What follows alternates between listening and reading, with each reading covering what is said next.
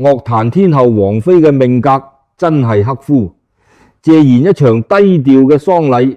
竟然令到呢位隱退多時嘅天后再次成為全網熱議嘅焦點。有報道話，謝賢走咗之後，火葬儀式搞得非常之低調，得幾位至親家人送別，但係陪伴咗謝霆鋒足足12年嘅王菲，竟然完全冇喺現場出現。更加令人意外嘅係，謝賢生前留低嘅遺囑入面，竟然半隻字都冇提過王菲個名。坊間甚至傳出謝賢生前由始至終都唔太待見呢位天后。呢啲消息嘅真假，去到今日依然係眾說紛紜，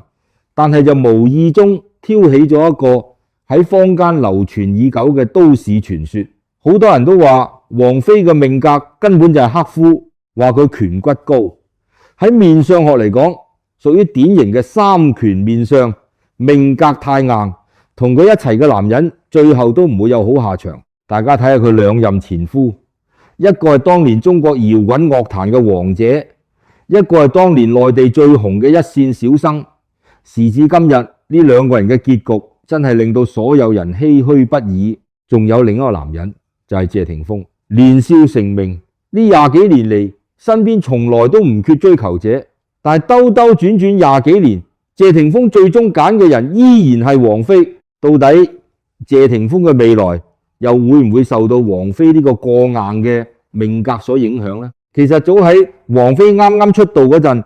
香港玄學大師蘇文峰就已經算準咗佢一生嘅福禍，甚至連情路嘅走向都睇得一清二楚。到底所謂克夫嘅真相究竟係點？蘇文峰當年到底泄露咗啲咩天機？今日我哋就跳出八卦新聞嘅框框，用易經同佛家嘅角度去睇清楚王菲呢一生究竟說明咗一個點樣嘅因果定律。要睇清楚王菲嘅命，我哋首先要將時間推返去90年代初嘅香港樂壇。當年嘅香港樂壇簡直就係一個神仙打架嘅黃金歲月，葉操文、林憶蓮、梅艷芳一個比一個強，幾位阿姐級人馬霸佔晒整個樂壇嘅半壁江山，令到後來者幾乎冇任何罅隙可以擠得入去。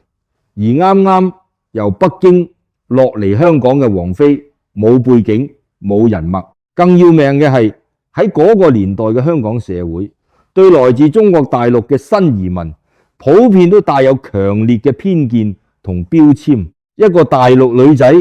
講住一口濃烈嘅北京腔，一句廣東話都唔識講，行喺香港嘅街頭，連開口問條路都顯得格格不入。嗰種強烈嘅孤獨感、無助感，就好似易經入面嘅坎卦咁，深陷於重重險阻之中，令到當時嘅王菲連出街都覺得驚。但係上天雖然關咗佢一道門，卻賜咗一把仿佛被天使錫過嘅金嗓子俾佢。呢把聲就係王菲帶到香港嘅唯一資本。1989年王菲正式出道，但係當時根本冇人注意到佢。喺被逼到去絕境嘅語言環境之下，王菲展現出驚人嘅韌力。佢喺短短2年之內完成咗一個幾乎不可能嘅任務，由完全唔識聽唔識講，蛻變到可以推出全廣東話嘅大碟。直到1992年，上天終於俾咗王菲一個破局嘅機會。當年佢為電視劇《大時代》唱咗一首插曲，叫做《容易受傷的女人》。呢首歌一出，成個香港樂壇即刻炸開咗鑊，冇人解釋得到點解呢把聲會有一種直擊靈魂、穿透人心嘅力量。由嗰一刻開始，王菲再唔係別人口中嗰個土頭土腦嘅大陸妹，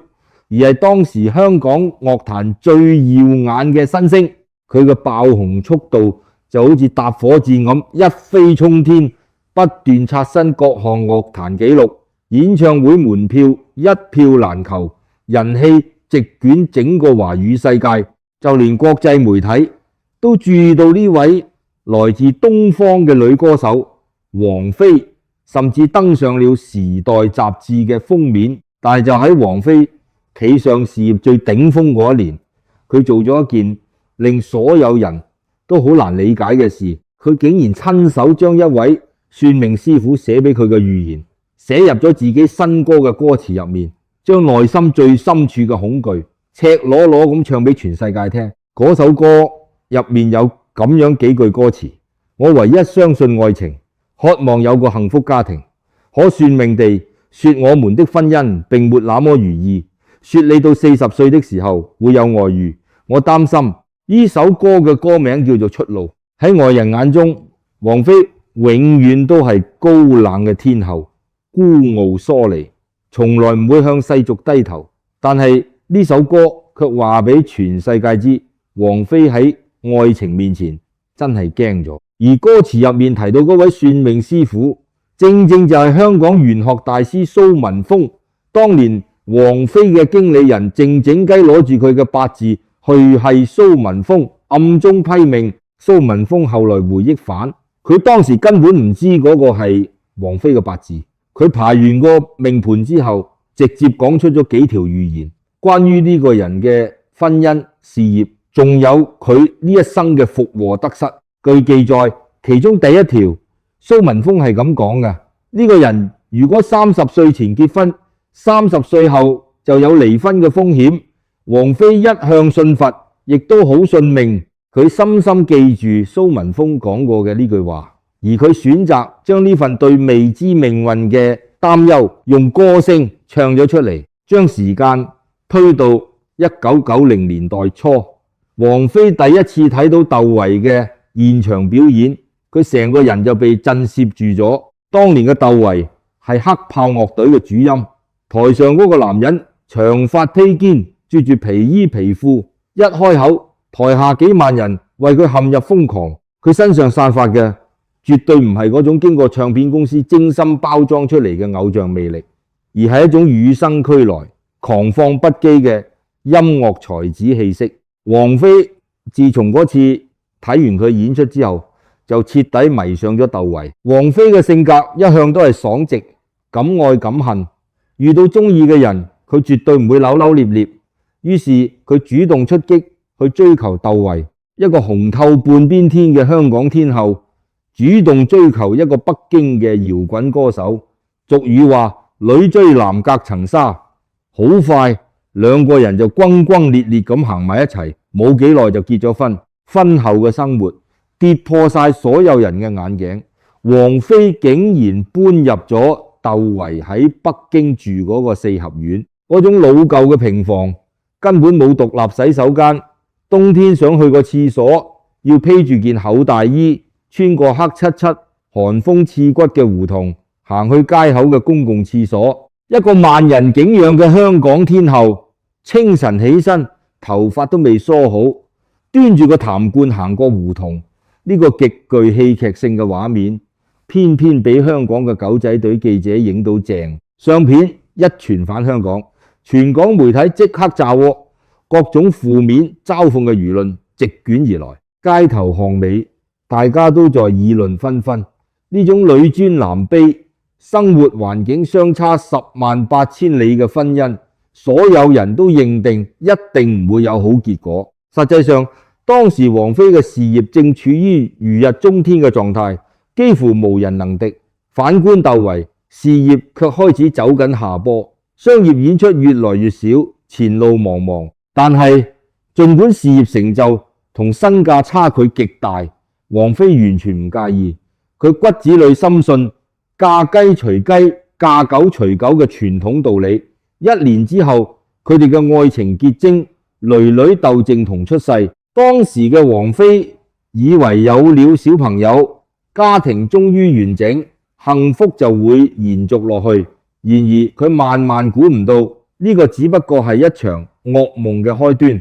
就喺王菲離開北京返香港或者出埠工作嗰啲日子，竇唯悄悄地同一個叫做高原嘅攝影師越走越近，發展出一段不可告人嘅關係。但係紙始終包唔住火。1999年，王菲喺外地表演完，因為太掛住老公，臨時決定抽空飛返北京，想俾竇唯一個驚喜。當時佢個好姊妹那英陪住王菲一齊返北京。口竇唯，當王菲滿心歡喜咁推開屋企道門嗰一刻，眼前嘅景象瞬間令佢嘅世界徹底崩塌。佢親眼見到竇唯同高原就喺屋裏面，王妃成個人震驚到呆咗，眼淚好似決堤咁哇哇聲流落嚟，但係個口卻震到連半隻字都講唔出。企喺王妃身邊嘅那英見到呢個荒謬嘅狀況，徹底被激怒咗。那英性格火爆，即刻衝住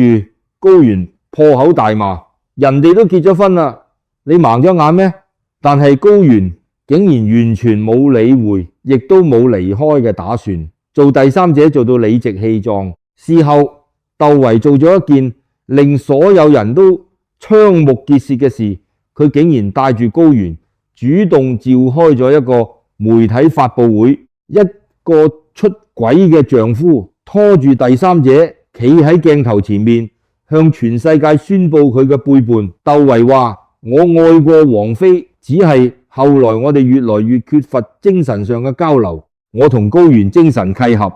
就係咁多。王妃喺呢段婚姻入面一直默默付出，根本冇做錯任何事，但最後佢都係輸咗。兩人正式宣布離婚，王妃選擇獨立撫養竇靖童。嗰一年王妃啱啱好30歲，大家記唔記得蘇文峰講過咩？呢個人如果30歲前結婚，30歲後就有離婚嘅風險。蘇文峰嘅第一條預言應驗得一字不差。我成日都講，已經有云：天道既滿，人道既全。王妃嘅前半生就係呢句說話最好嘅寫照。喺事業上，佢係無人能撼動、光芒萬丈嘅樂壇天后，但係喺現實生活中，佢卻係一個情路坎坷、遇人不淑嘅苦命女人。王妃以為狠心斬斷同竇唯嘅關係，走出呢段婚姻就可以走出嗰個所謂嘅宿命，佢根本無法想象下一個桃花劫正以一種更加猛烈嘅姿態向佢逼近。佢更加估唔到嘅係，呢一段爛桃花將會為佢嘅內心帶嚟更加深、更加痛嘅傷痕。就喺王妃感情處於空窗期嘅時候，李亞鵬出現咗。當年嘅李亞鵬係內地最紅嘅一線小生，佢係電視劇《笑傲江湖》入面嘅令狐沖，一襲白衣，瀟灑不羈。喺嗰個年代，李亞鵬絕對係萬千少女心目中嘅白馬王子。就係呢個外形俊俏、看似深情嘅男人睇中咗王妃，並且展開咗極度猛烈嘅追求攻勢。有段時間，王妃嘅演唱會銷情唔太理想，李亞鵬知道咗之後，一句聲都冇出，靜靜雞自掏腰包買咗大批門票，周圍送俾身邊嘅朋友撐場。為咗追王妃，李亞鵬甚至推晒手頭上所有工作，全程陪住王妃做巡迴演出，事事體貼入微，將王妃照顧得無微不至。外界當時好多閒言閒語，話李亞鵬根本就係靠女人上位嘅軟飯男。但係李亞鵬聽到呢啲說話，依然一言不發，繼續佢嘅追求。喺李亞鵬軟硬兼施、無孔不入嘅溫柔攻勢之下，佢終於抱得美人歸。王妃動心咗，佢以為經歷過之前嘅傷痛，今次終於衝到一個成熟安穩可以接得住佢嘅男人，於是兩個人步入咗婚姻嘅殿堂。結婚之後，李亞鵬突然宣布唔再拍戲，佢決定放棄自己順風順水嘅演藝事業，轉行去做生意。但係佢做生意嘅眼光同行運就好似將啲錢填落一個無底洞咁，開酒吧冇耐就執笠，投資影視公司拍一套蝕一套，搞文化傳播專案，最終慘淡收場。最慘烈嘅一次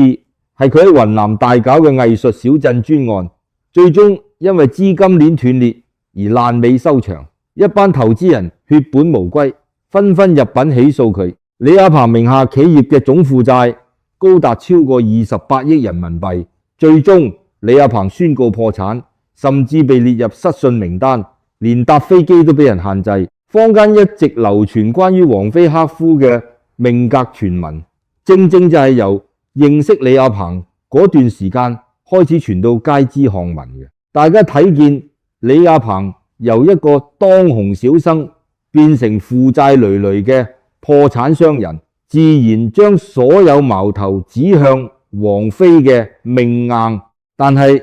常言道，禍不單行。2006年佢哋嘅囡囡李嫣出世，但係喺 BB 出世嗰一刻，產房入面完全冇人笑得出嚟。其實早喺產檢嗰陣，醫生就已經好嚴肅咁話俾王妃同李亞鵬知，胎兒患有先天性唇腭裂，即係我哋俗稱嘅兔唇。醫生強烈建議佢哋慎重考慮係咪要繼續妊娠。當時嘅王妃同李亞鵬幾乎冇任何猶豫，佢哋覺得無論個小朋友出世係咪完整，呢個都係一條生命，一定要生佢出嚟。後來李嫣出世，醫生嘅診斷書擺喺面前，3級唇腭裂，裂隙寬度達到 1.2 厘米，嚴重到連鼻底嘅結構都受到影響。父母一直期盼會發生嘅奇蹟，最終都冇出現。王妃同李亞鵬望住個女，只能夠相擁而泣。由嗰日開始，王妃同李亞鵬就帶住李嫣展開咗一場極之漫長、身心俱疲嘅求醫之路。佢哋去勻世界各地，逐個名醫去拜訪。每一次入手術室，每一次開刀，都係一刀一刀咁將囡囡面上嗰度裂縫慢慢修補返埋。經歷咗無數次痛苦嘅手術，如今嘅李嫣面上已經幾乎睇唔出任何明顯嘅痕跡。喺漫長嘅求醫道路上，王妃同李亞鵬喺醫院見到世上無數同李嫣有相同遭遇嘅小朋友。嗰啲小朋友因為家境貧困，根本負擔唔起高昂嘅手術費用，只能夠帶住面上嗰度裂縫，喺無盡嘅自卑同孤獨之中慢慢長大。王妃推己及人，於是嫣然天使基金就正式成立。去到今日，呢個基金已經幫助咗超過27000個患有唇腭裂嘅小朋友，令佢哋重新擁有完整嘅笑容。一個母親內心最深處嘅絕望，最終轉化成為27000個家庭最大嘅希望。呢個係何等偉大嘅轉念！喺嗰幾年裏面，王妃無怨無悔咁做家庭嘅經濟支柱，撐住李亞鵬，撐住個基金會。但係好景不常，兩夫妻之間一道無法修復嘅裂痕開始慢慢浮現。有一日，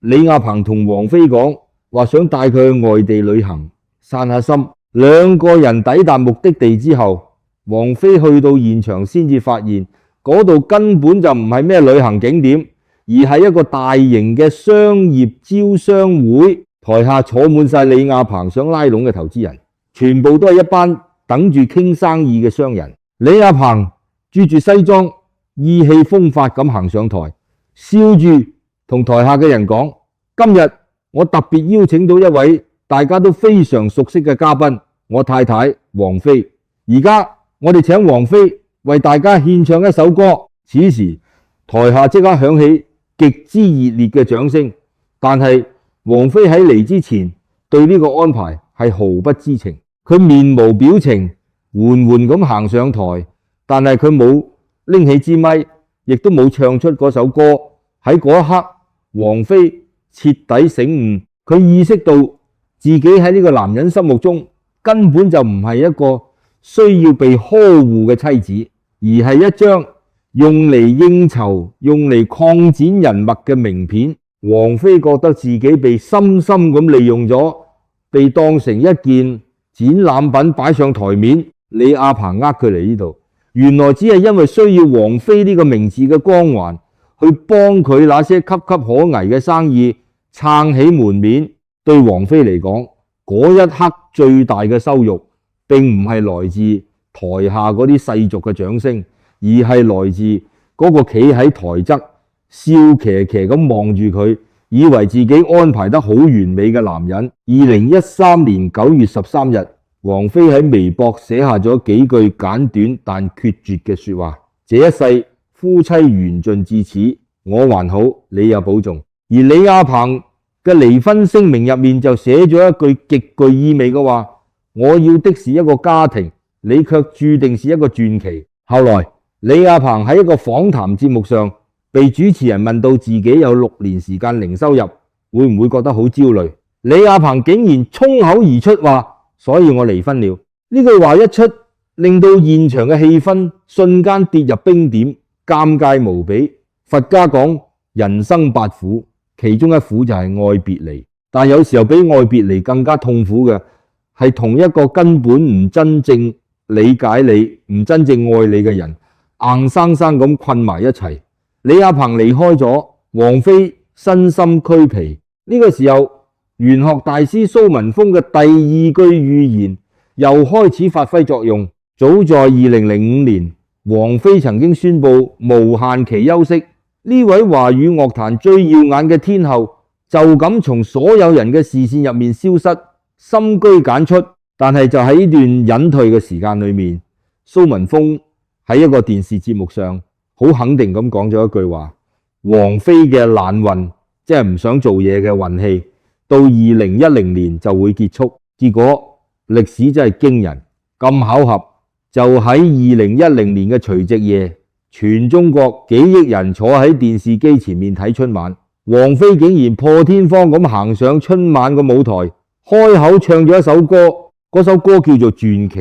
呢首歌原本係李健寫嘅，只係一首冇幾多人聽過嘅小眾歌曲，但係王菲一唱完，嗰種空靈嘅唱腔，瞬間令整個中國都記住咗呢首歌。佢消失咗足足5年，但係佢一開口，全世界都知道真正嘅天后回歸啦。王菲嘅隱退果真喺2010年畫上句號。蘇文峰再一次百發百中，準確說中咗天機。經歷過2段徹底失敗嘅婚姻，此時嘅王菲對世俗嘅愛情已經感到心如止水，甚至可以話係徹底失望。佢將人生嘅重心全部放喺學佛同修行之上，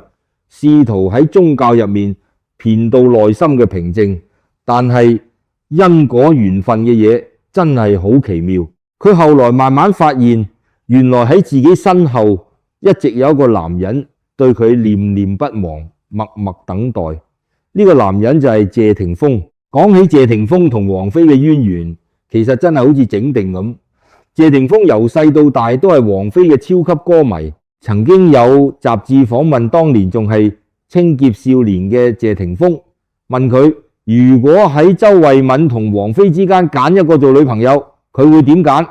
謝霆鋒當時諗都唔諗就直接答，當然係王菲啦，因為佢衣著突出又有性格。後來透過已故天后梅艷芳嘅牽線，兩個人終於正式認識。嗰一年，謝霆鋒得20歲，啱啱出道冇耐，血氣方剛；而王菲已經31歲，係樂壇嘅大姐大。謝霆鋒開始瘋狂咁追求王菲，呢段相差11歲嘅風飛戀一曝光，外界即刻一片譁然。一個係初出茅廬嘅反叛年輕男仔，一個係高高在上、結過婚、生過女嘅華語天后。當時嘅媒體日日追訪，日日影相，日日喺度製造輿論。謝霆鋒嘅老豆謝賢當時亦冇明確表態支持，全香港甚至全華人社會嘅目光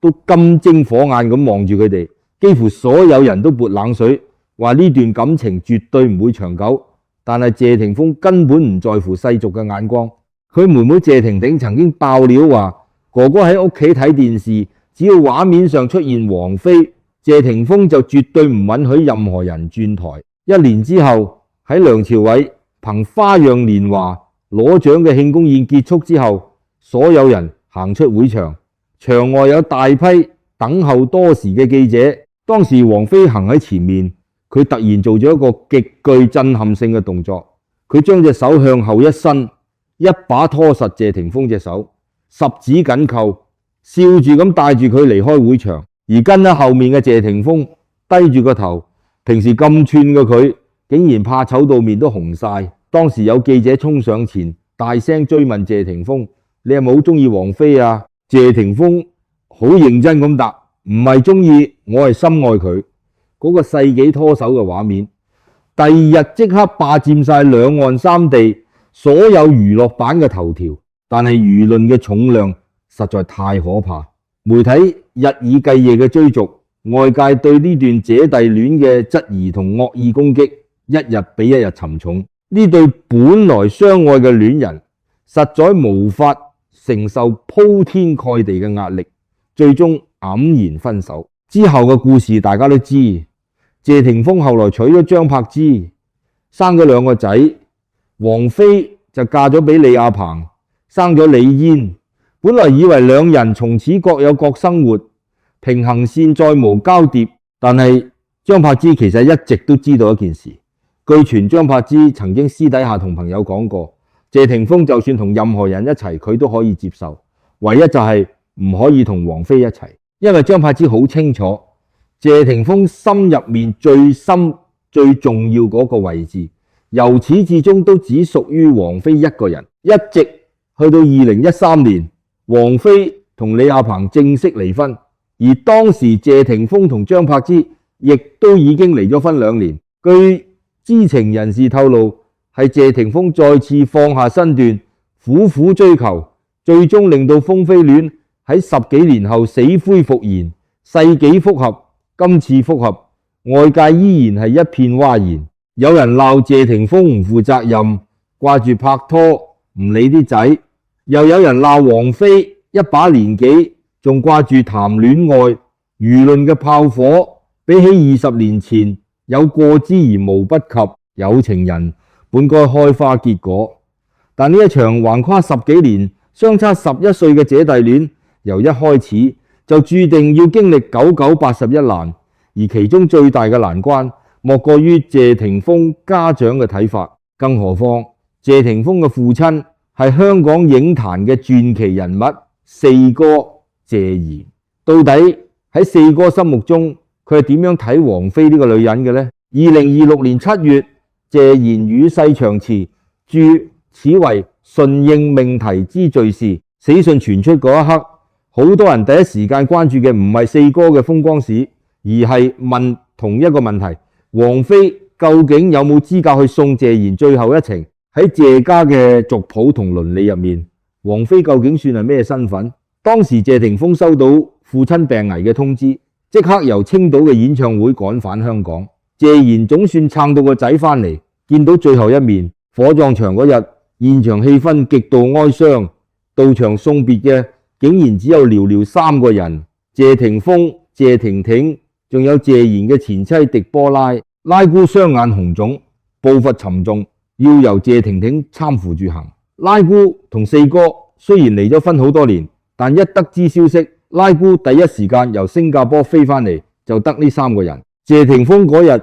夾喺所有人中間，佢嘅父親走咗，母親喺佢身邊，2個親生仔就跟住前妻張柏芝生活，而陪伴咗佢足足12年嘅王菲竟然冇出席。唔係因為王菲冷血唔在乎，而係因為王菲同謝霆鋒復合12年，一直都冇領證結婚。喺香港人辦白事嘅傳統語境同規矩入面，王菲根本冇一個名分，佢入唔到謝家嘅門，所以白事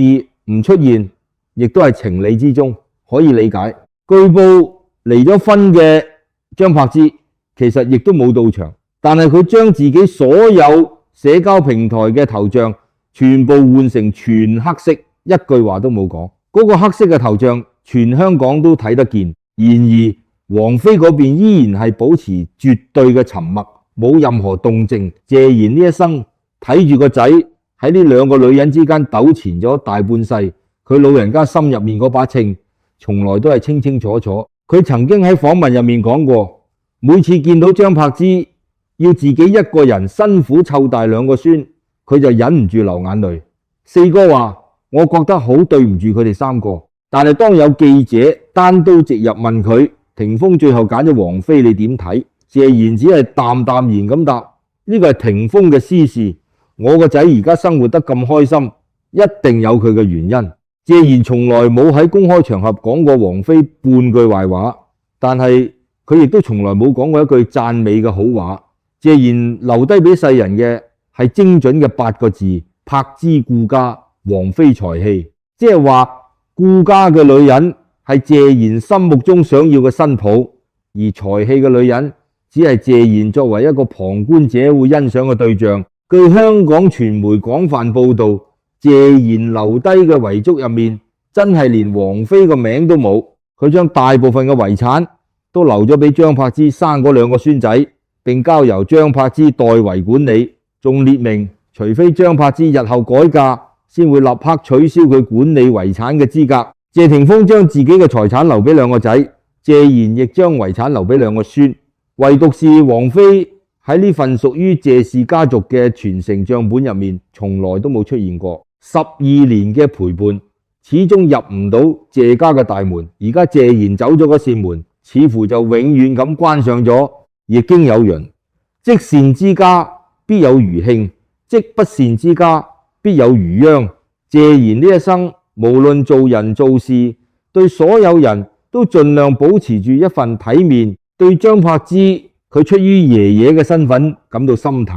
對王菲，佢出於男人嘅角度表示欣賞；對個仔霆鋒，佢選擇開明放手。但係喺呢份體面嘅背後，其實築起咗一道無聲而堅固嘅高牆。王菲喺呢道牆外面默默企咗12年，而家牆裏面嘅老人家走咗，但道牆依然喺度。命運對王菲或者喺世俗眼光睇嚟係殘酷嘅，但係王菲從來冇對生命失去過希望，佢只係選擇用自己最舒服、最純粹嘅方式，繼續喺呢個世界上散發佢嘅力量，而且佢用嘅係最低調、最唔張揚嗰種方式。自從同李亞鵬離婚之後，外界好多人都以為王菲同嫣然天使基金嘅緣分會隨住婚姻嘅破裂而一齊結束，但係大家都錯晒呢件善事。佢由始至終都冇放低過。原來王菲一直以匿名捐款人嘅身份，每年靜靜雞將一筆巨款匯入嫣然天使基金嘅戶口。呢筆錢唔係用嚟俾小朋友做手術嗰啲光鮮亮麗、容易攞光環嘅錢，佢捐嘅係基金會最唔起眼但又最缺乏嘅行政營運成本。大家都知，一個公益機構要維持運作、交租、出糧俾員工，呢啲錢最難籌。王菲一年都冇斷過匯款，喺銀行嘅財務備註欄入面，王菲次次都只係寫住一句簡短嘅話，用於行政成本。整整10年，根本冇人知道嗰個神秘嘅匿名捐款人究竟係邊個。直到2026年初，基金會推行財務透明化改革，份審計報告對外公開，嗰份長達10年嘅沉默與善良先至真正被世界看見。原來喺呢10年裏面，王菲以匿名身份累計捐出咗3268萬人民幣。消息傳出嗰日，網路即刻炸開咗，有啲唔明事理嘅村民就話，呢筆錢又唔係直接俾小朋友做手術，攞去俾機構做行政費，有咩咁大不了？但係真正懂行嘅人就會明白，公眾捐俾純惡劣患兒嘅善款，喺法律上只能夠專款專用，喺手術本身絕對唔可以攞嚟交租或者出糧。但係一個機構要長遠健康咁運作，點可能離得開呢啲睇唔見嘅開支？王菲做緊嘅就係將嗰個根本冇人願意去填嘅無底黑洞，一年復一年咁靜靜填補上。佢嘅付出令到大眾捐入嚟嘅每一分每一毫手術費都可以100%用到小朋友身上，一分都唔會被行政成本攤薄。佢從來唔會喺公開場合炫耀自己捐錢行善嘅事。曾經有記者問佢點解咁低調，王菲只係淡淡然答，講3聲多謝就夠啦，冇話窒話講太做作啦，就係咁簡單。就連前夫李亞鵬後來都忍唔住公開講咗一句，一直的善良，一直的默默。呢個正正就係王菲信佛30年真正學得通透嘅道理。佛家成日講無相布施，即係行善而不求回報，唔執住於布施嘅名相，呢種先至係真正最圓滿嘅善因。佢種下嘅呢個因一直靜靜咁留喺宇宙之中。講到王菲對呢個世界嘅影響力，其實又點止慈善咁簡單。2025年，國際天文學聯合會正式將宇宙中嘅一顆小行星命名為王菲星。浩瀚宇宙裏面真係有一粒星用緊佢個名。王菲嘅音樂早就跨越咗語言同各界嘅隔閡。美國嘅高收視電視劇片尾曲會用佢嘅歌。澳洲嘅頂級時尚雜誌 Vogue 公開讚揚佢定義咗一個時代嘅亞洲時尚潮流。好多本身寂寂無名嘅小眾歌手，因為被王菲翻唱過，作品從此被幾億人聽見。每一次央視春晚，只要王菲一開口，全國幾億人嘅客廳就會瞬間安靜落嚟。王菲已經先後6次登上春晚嘅大舞台，每一次佢都堅持自己親自揀歌，絕對唔會為咗迎合大眾而妥協將就。2026年，佢喺春晚唱咗一首冷門歌《你我經歷的一刻》。呢首歌本來喺音樂平台上根本冇人聽，但王菲一唱完，幾日內播放量直接衝破1000萬。無數線民留言話，真係希望每年春晚都可以見到佢。而佢嘅2個囡囡亦都喺佢嘅影響之下，用各自嘅方式活出咗精彩嘅人生。大女竇靖童係王菲同第一任丈夫竇唯生嘅，今年29歲，童童完美繼承咗阿媽王菲嗰種空靈絕俗嘅聲線，同時又繼承咗老竇竇唯喺台上嗰種狂放自在嘅搖滾基因。佢係2個傳奇人物結合嘅結晶。竇靖童身上流住王菲嘅血，亦流住竇唯嘅血。當年嗰段最轟轟烈烈，最後亦最傷痕累累嘅愛情，最終留低咗呢個充滿才華嘅細路。竇靖童由出道開始就堅持唔靠父母嘅強大資源同人脈，偏偏要揀最艱難嘅獨立音樂道路去行。10年磨一劍，佢終於憑自己嘅實力企穩咗而家嘅舞台。再講下細女李嫣，李嫣係王菲同李亞鵬生嘅，今年19歲。回想當年，王菲經歷過人生最深嘅絕望，嗰個放低診斷電話之後，同李亞鵬相擁而泣嘅寒夜，嗰個抱住得3個月大嘅 BB 飛去美國接受第一次殘酷手術嘅母親，歷盡艱辛，最後終於換嚟李嫣而家臉上嗰個充滿自信、甜美嘅笑容。對一個母親嚟講，一切嘅苦難都係值得嘅。喺當年嗰首出路嘅歌詞入面，王菲曾經好迷茫咁問過：我想找條出路，到底有沒有出路？我信佛，這有沒有幫助？32年光陰似箭，今時今日嘅王菲已經唔需要再問呢條問題，因為佢已經用自己嘅半生到咗個答案出路，佢的而且確到啦。呢條出路唔係當年蘇文峰或者任何一個算命師傅指俾佢嘅，亦都唔係求神拜佛由菩薩直接賜俾佢嘅，而係佢靠住自己嘅堅韌，一步一腳印從泥濘之中踩出嚟嘅。所以而家我哋翻去最初嗰個問題，王菲嘅命格真係所謂嘅剋夫嗎？答案已經好明顯，絕對唔係。佛家講求3世因果，前世種因，今世受果。一個人喺呢一生入面會遇見咩人，會愛上咩人，最終又會失去咩人，從來都唔存在邊個剋邊個嘅問題，一切都只不過係前世帶落嚟嘅業力，今生注定要嚟還嘅債。竇唯同王菲緣分淺，緣盡咗自然就散。李亞鵬同王菲同樣都係緣淺，就算當年蘇文峰點樣幫佢哋夾個八字，揀個吉日，良辰結婚，都攔截唔住緣分要走到終點嘅定數。但係謝霆鋒同王菲偏偏就係緣分深厚，2個人分開咗足足11年，各自經歷過婚姻嘅洗禮。霆鋒將當年送俾王菲嗰隻定情手台鎖喺保險箱，從來都冇掉過。兜兜轉轉，最後2個人都係行返埋一齊。呢啲絕對唔係單純嘅執念，而係強大業力嘅牽引。佛家話萬法皆空，因果不空。如果淨係用剋夫呢2個字就去概括同解釋王菲大半生波瀾壯闊嘅情路，根本就係將一個極之複雜嘅宇宙因果法則膚淺化成一個八卦標籤，而呢個標籤由頭到尾都貼錯咗。喺現實生活中，有好多人根本唔相信因果，因為用肉眼睇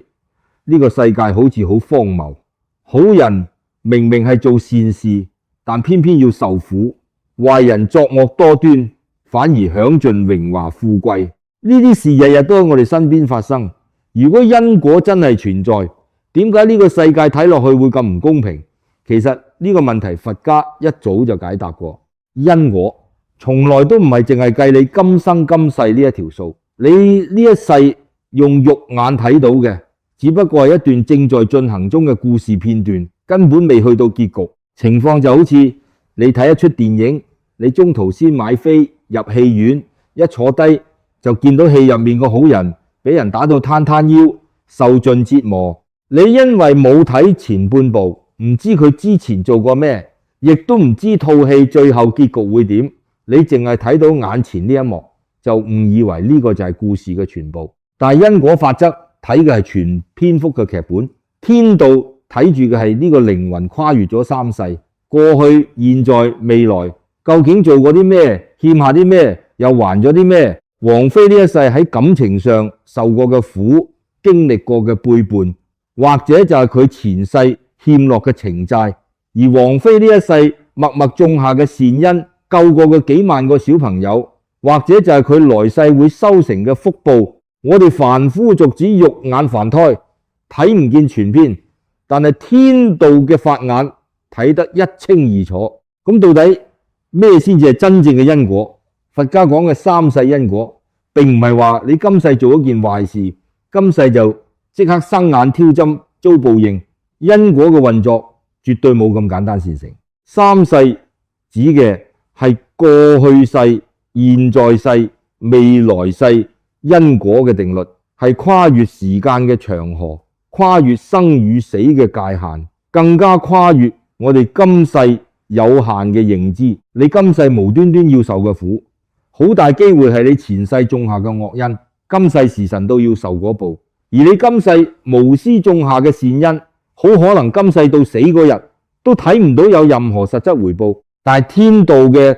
賬本已經記低咗，來世一定會同你計得清清楚楚。呢個就係點解我哋絕對唔可以用克夫呢兩個字去輕率評判王菲呢一生嘅情路。佢今世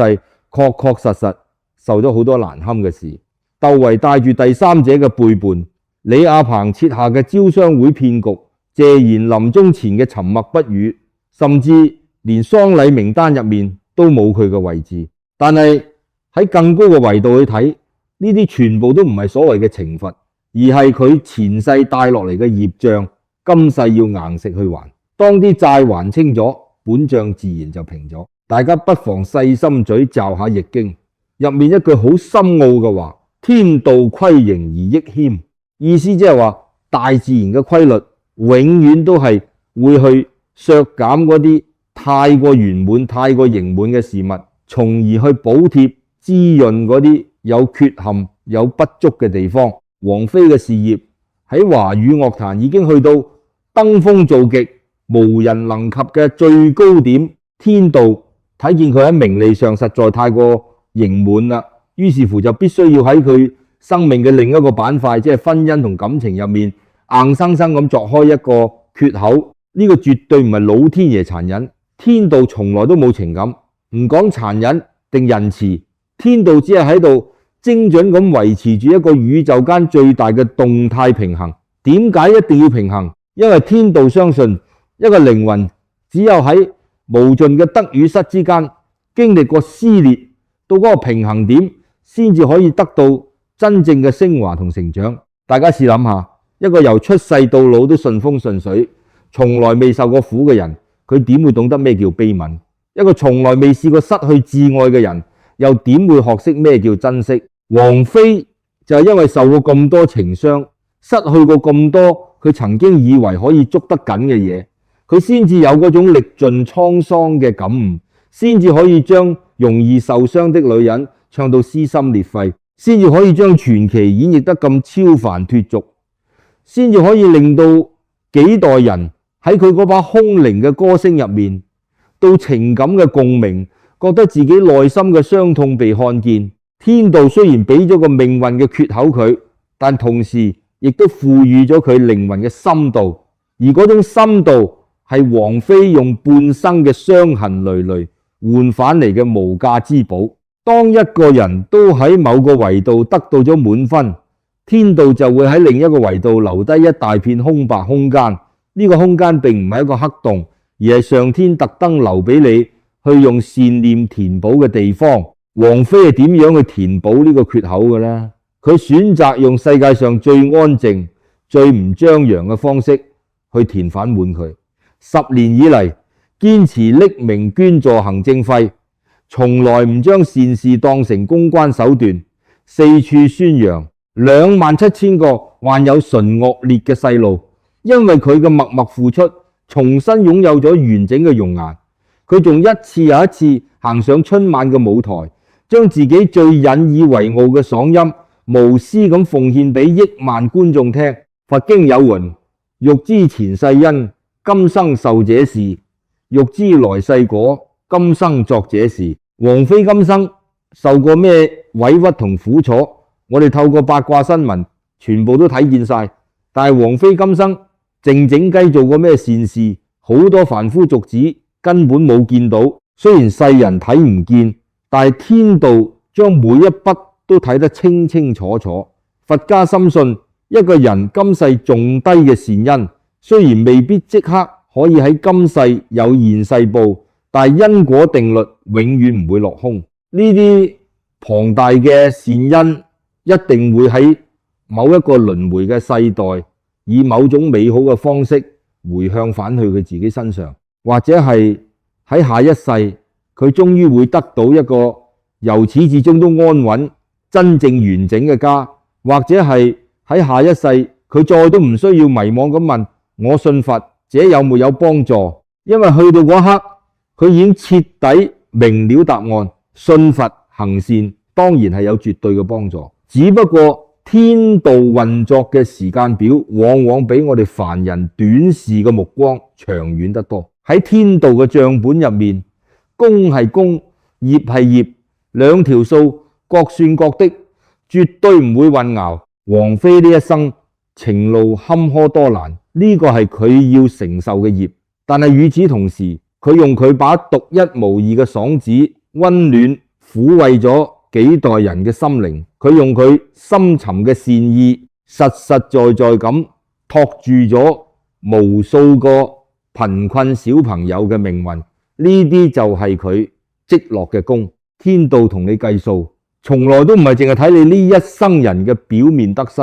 天道結算嘅係你呢個靈魂，跨越3世以嚟，究竟播下咗咩種子，最後又收穫咗咩果實。王菲嘅賬，天道而家仲喺度幫佢算緊。咁熒幕前面嘅你呢？你對你自己人生嗰本賬又有冇深入咁去思考過？當年王菲將心底嗰句說話唱俾全世界聽，我想找條出路，到底有沒有出路？我信佛，這有沒有幫助？32年之後嘅今日，佢已經唔再問啦，因為佢已經用大半生嘅實際行動自己解答咗呢個問題。所謂嘅出路從來都唔會無端端由天上跌落嚟，唔係靠風水大師算命就可以趨吉避凶算得出來，更加唔係你日日跪喺度求佛菩薩就會直接賜俾你嘅。真正嘅出路係當一個人身處喺最深嘅傷痛、最絕望嘅谷底嗰陣，依然選擇保持善良，繼續向呢個世界給予愛，然後靠住自己嘅雙腳一步一步流住血咁自己行出嚟嘅。講到呢度，我好想請大家合埋雙眼，冷靜咁諗一個關於你自己嘅問題。你呢一生人入面有冇經歷過一段令你刻骨銘心嘅緣分？當兩個人最終散局嗰陣，你曾經死牛一面頸，咁以為全部都係自己嘅錯。你係咪曾經試過喺夜闌人靜嘅時候，一個人攤喺張床度，腦海不斷翻播嗰段感情嘅片段，係咁怪責自己，係咪當時嗰句話講錯咗？係咪嗰個決定做錯咗？如果當時我忍一忍，退一步，結局係咪就會完全唔同？你將感情破裂嘅所有罪名、所有責任，全部都攬晒上自己身，令到自己長期處於內疚同痛苦之中。但係各位朋友，佛家嘅大智慧話俾我哋知，緣分呢樣嘢從來都唔係單憑一個人嘅主觀意願就可以決定生死嘅。兩個人可以行埋一齊，係兩個靈魂各自帶住個去世嘅龐大業力，喺今生今世呢個時空交匯點相遇，佢哋注定要互相陪伴對方。行完今生應該要行嗰一段路，當業力消耗完，互相欠嘅債還清咗，大家就要各自繼續上路，去完成自己靈魂嘅下一段修行。所以